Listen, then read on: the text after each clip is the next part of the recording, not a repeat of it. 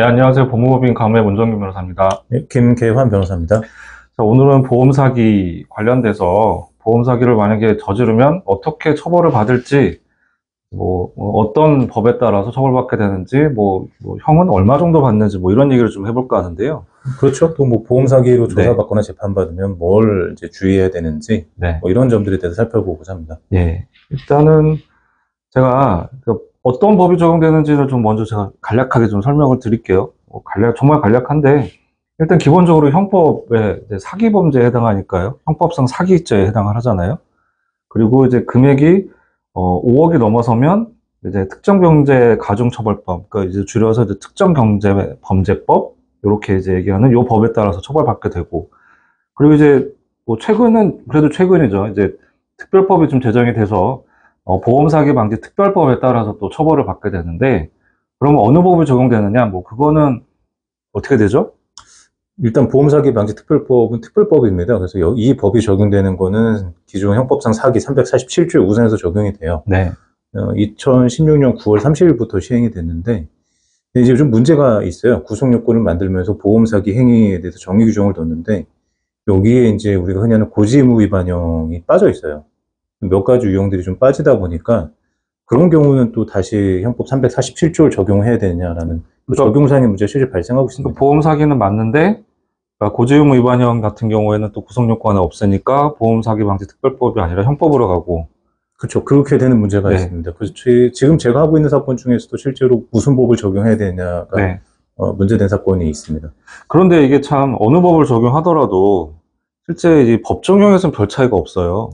제가 2016년 시행을 앞두고 인터뷰할 때도 이 보험 사기 방지 특별법은 가중처벌 규정이 사실상 벌금만 가중하고 있어서 별다른 실익이 없는 옥상옥이다라고 비판한 적이 있었는데요. 여전히 개선이 안 되고 있습니다. 그러니까 어떤 점이 그런지를 좀 말씀드리면, 그러니까 형법상 사기죄에 해당하면은 10년 이하의 징역 또는 2천만 원 이하의 벌금형인데, 보험 사기 방지 특별법에 따르면 10년 이하의 징역 또는 5천만 원 이하의 벌금형이에요. 그러니까 벌금 처벌을 받을 때 이제 상한이 좀 높을 수 있다는 거죠. 이건 어디까지나 법정형이니까 실제 적용되는 형의 차이에 있어서는 크게 차이가 없다고 보는 게. 실제로는 양형 기준이 적용되고 있잖아요. 근데 사실 편취액이 1,000만 원 이상이면 징역형 구형이 가능해요. 징역형 선고도 가능하고. 근데 벌금이 사실 2천만 원 나올 정도면 벌금으로 안 가고 대부분 징역을 선택하겠죠. 그러니까 처단형을 선택함에 있어서 벌금을 5천으로 하든 1억을 하든 별 실익이 없어요. 실제 판단을 할 때, 처단형을 정할 때 재판부에서는 그런 정도면 어차피 징역형을 선택할 거라 벌금을 계속 이렇게 올리는 건 아무런 의미가 없습니다. 그리고 이제 이런 사기 행위를 상습적으로 범했다 그러면 상습범으로 또 가중처벌되잖아요. 그러면 이 법정형의 2분의 1까지 가중할 수 있다. 이것도 똑같고요. 그다음에 이제 가중처벌과 관련돼서 그 이득액이 5억 원 이상이면은 이제 형법이 적용되는 게 아니라 특정 경제범죄 가중처벌에 관한 법률, 그리고 줄여서 특정경제범죄법으로 처벌이 되는데, 이제 구간이 5억 이상과 50억 미만, 그리고 50억 이상, 이런 두 개의 구간이 있는데, 이 구간도 똑같고, 5억 이상이고 5억 10억 미만이면 3년 이상의 징역이고요. 그 다음에 50억 이상이다 그러면 무기 또는 5년 이상의 징역. 이게 이제 똑같죠?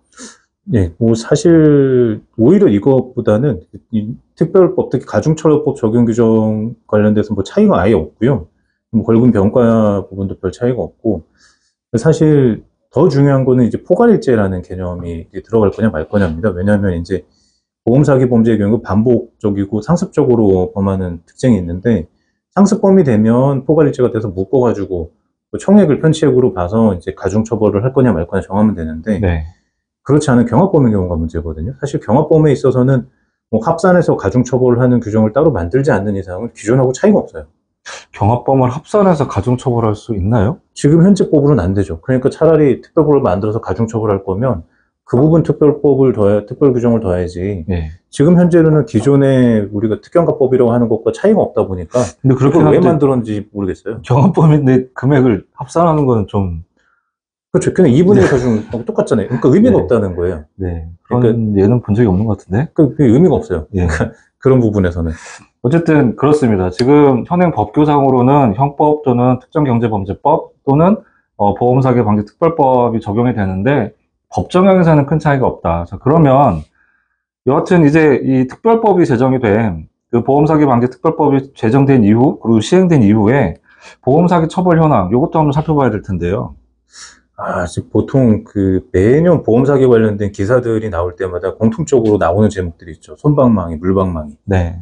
근데 얼핏 보면 맞아요. 왜냐하면 통계를 보면 보험 사기 방지 특별법이 시행된 후에도 뭐 여전히 일반 사기 사건보다는 벌금형 비중도 높고 기소유예 처분이 되는, 그러니까 실제로 기소되지 않는, 혐의는 인정되지만 기소유예 처분이 돼서 기소되지 않는 비율도 월등히 높아요. 한 2배 이상 높습니다. 그런데 이제 그 이면을 다시 들여다볼 필요가 있어요. 뭐냐면, 그 일반 사기 사건과 비교해 볼 때 보험 사기 사건의 경우 가장 큰 특징은 1,000만 원 미만의 아주 소액 사건들이 많다는 겁니다. 소액 네. 사기 사건이. 그래서 이 보험 사기로 처벌받는 경우 한 3가지 정도 좀 특징을 좀 볼 수 있는데, 어쨌든 다른 사기 범죄보다는 혐의가 인정되는 좀 비율이 좀 많이 높죠. 그렇죠. 일반 예. 사기 사건 같은 경우는 뭐 전체 고소 사건의 불기소율이 거의 7, 80% 이상인데, 보험 사기 사건 같은 경우는 거의 40% 이상 기소가 되는 편입니다. 네. 근데 혐의가 인정이 됐는데 실제 처벌받을 때는 이제 구약식이라고 그래서 이제 벌금형으로만 끝나거나 말씀하신 대로 죄는 다 인정이 되는데 이제 봐준다. 그래서 기소유예. 그러니까 전국적으로는 불기소 처분인 거죠. 기소되지 않는, 처벌되지 네. 않는.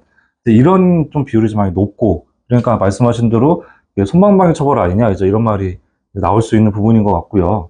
그 다음에 2020년과 21년 사이에 그 형사재판의 그 현황을 보면 징역형 선고 비율이 일반 사기 사건이 한 60% 정도 되는 데 비해서는 이 보험 사기 사건인 경우에는 한 20% 정도, 좀 3분의 1 정도 되는 것 같아요.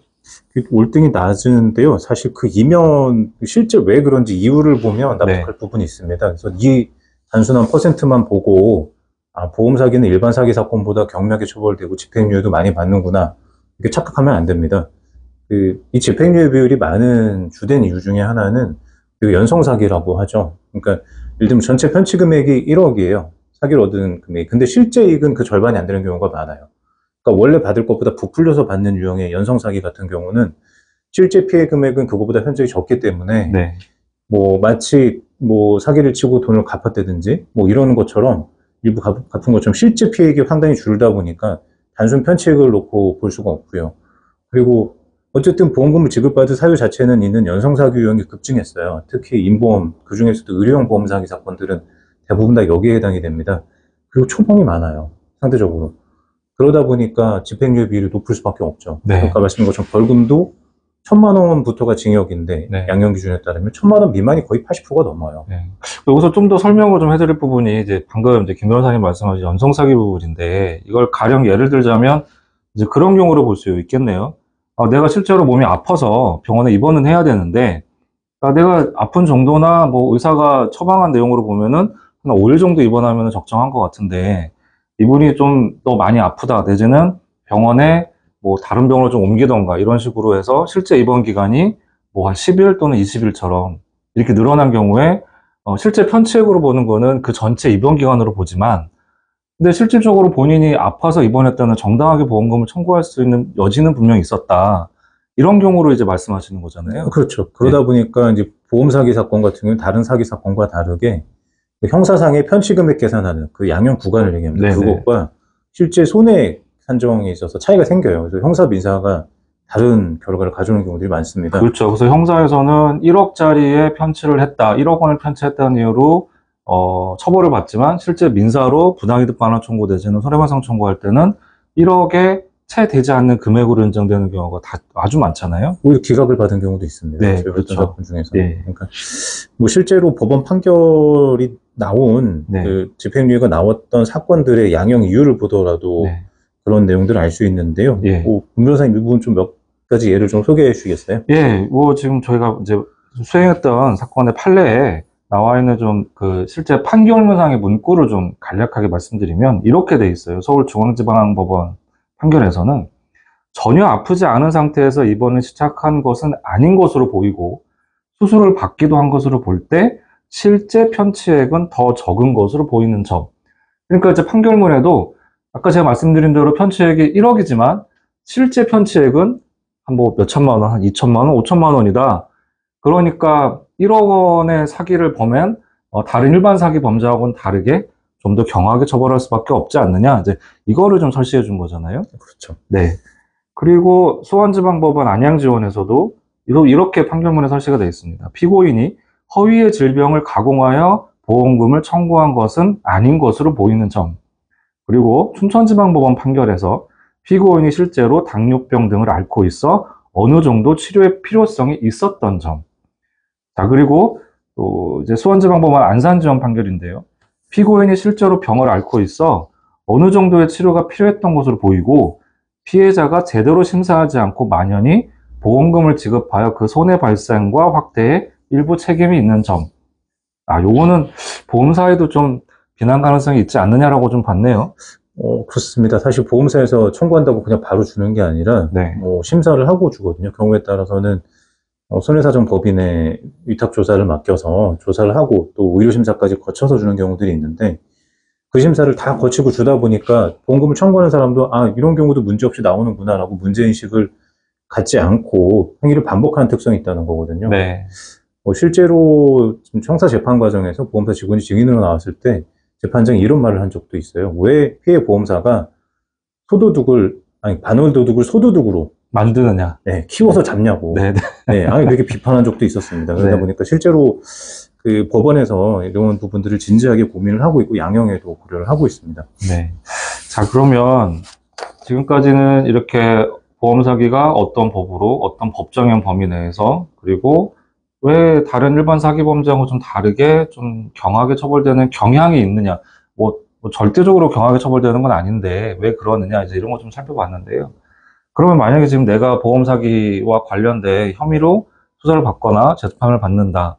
그럼 어떤 점을 좀 생각해 볼까요? 일단 가장 오해가 많은 부분이요. 그 보험 사기 유형은 다른 사기보다 경하게 처벌된다는 인식을 갖는 것부터 잘못됐어요. 그것도 유형을 나눠야 돼요. 네. 아까 말씀드린 것처럼 경성사기 유형은 다른 사기하고 차이가 별로 없습니다. 네. 실제로 구속이 많이 되고 있고요. 그러면 내가 실제 편취 금액과 그다음에 실제 피해를 입힌 피해 금액이 다른 유형인, 그러니까 대표적인 게 연성사기 유형인데 이런 유형에 해당되는지 그리고 내가 편취 금액으로 볼 수 있는 게 얼마인지 정확하게 파악을 해야 됩니다. 네. 근데 이걸 일반인이 할 수가 없어요. 그렇죠. 이게 참 쉽지 않은 일이죠. 저희도 경우에 따라 네. 어렵고 방대한 기록을 다 살펴봐야 되는 거기 때문에 네.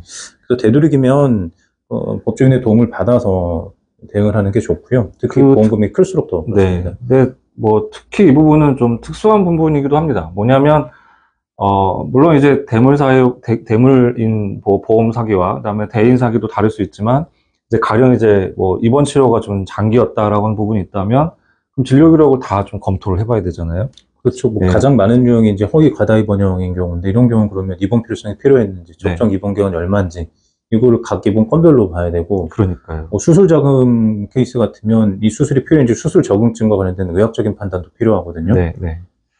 이런 것처럼 사실 상당히 검토할 게 많아요. 또 이게 한 건인 경우가 아니라 수십 건 이상 되는 사례들도 많습니다. 네, 그렇죠.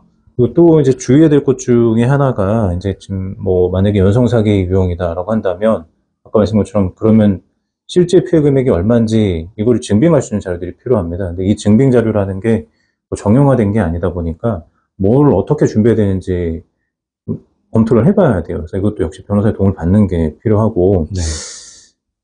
그리고 실제로 저희가 피부로 느끼는 거는 집행유예보다는 실형이에요. 저희도 수행을 하면서 무죄 다투다가 정말 구속되는 사례들을 1년에 한두 번씩 경험을 합니다. 그런 경우에 미리 대비를 안 할 경우에 문제가 생길 수 있어요.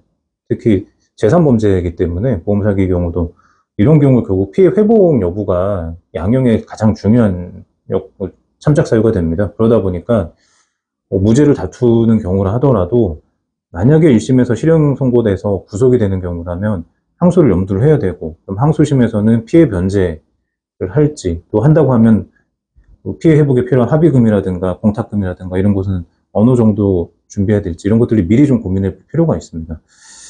그리고 이제 또 중요한 것 중에 하나가 보험 사기 조사를 받다 보면 보험 보기도 싫다고 하면서 보험을 그냥 싸그리 해지해요. 또 그렇게 해야 수사기관으로부터 의심을 덜 받는다 이렇게 착각하는 분들이 있으세요. 근데 본인이 억울한데 보험을 왜 해지합니까? 오히려 해지하는 게 의심을 살 수도 있고요. 또 보험이 꼭 필요한 환자들이 많아요. 일부 보험 사기는 인정이 될지 몰라도 사실 보험 사기 유형 중에서 굉장히 중한 형에 처해지거나 할 유형이 아닌 경우도 있거든요. 이러한 경우라면 보험 계약을 미리 해지할 필요는 없습니다. 그래서 정말 불필요하게 과다하게 들어오는 보험이다 그러면 이렇게 해지하는 게 낫겠지만 꼭 필요한 보험이라면 그대로 유지하는 게 좋거든요. 그래서 이 부분도 역시 전문가하고 상의하고 유지할 보험과 해지할 보험을 구분해 보는 것이 좋습니다. 예, 오늘 여기까지 하시고요. 문 변호사님 혹시 뭐 추가로 더 하실 말씀 있으신가요? 뭐. 다음에 더 말씀을 드리겠습니다. 예, 네. 그러면 다음에는 저희가 이제 전에 예고해드렸던 것처럼 이제 뭐 형사사건에 있어서 변호사 수임료는 어떻게 정할 건지, 또 형사 변호를 잘 받으려면 어떤 것들을 유의해야 되는지, 뭐 이런 점들을 좀 준비해서 저희 다시 한번 또 여러분에게 인사드리도록 하겠습니다. 예, 오늘 그럼 여기서 인사드리도록 하겠습니다. 마치겠습니다. 감사합니다.